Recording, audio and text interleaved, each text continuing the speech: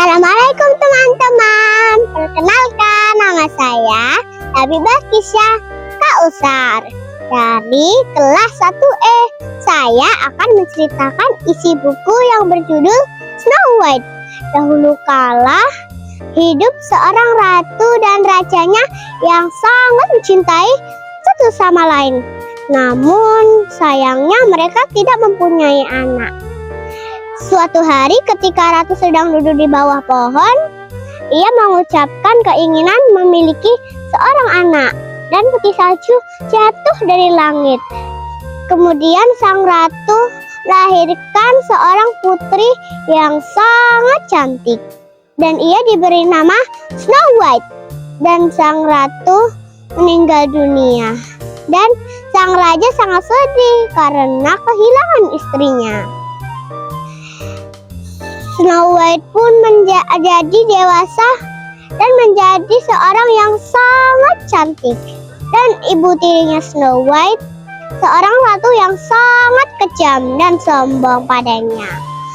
Dan kemudian ibu tirinya Snow White ingin membunuh Snow White.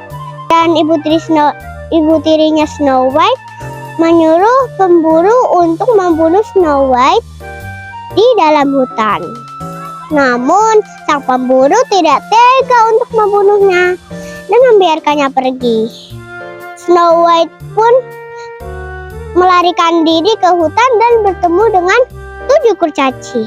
Dan ibu tirinya Snow White masih mengira Snow White masih hidup dan merencanakannya untuk membunuhnya sendiri. Kemudian sang ibu tirinya Snow White menyamar sebagai pedagang tua yang akhirnya ke rumah kurcaci dan menawarkan apel kepada Snow White. Dan Snow White memakan apel itu dan jatuh ke dalam tidur panjang. Snow White tidak bisa dibangunkan oleh siapapun kecuali sang raja yang tampan yang akhirnya menemukan Snow White. Dan Snow White dibawa ke dalam istana, dan Snow White menyadarkan diri, dan Snow White dan raja hidup bahagia selamanya. Dan ibu tirinya Snow White dihukum karena kejahatannya. Dan ibu tiri Snow White tidak bisa pernah mengganggu lagi Snow White. Sekian teman-teman cerita dari saya. Jangan lupa dukung video ini ya. Assalamualaikum warahmatullahi wabarakatuh. Dadah.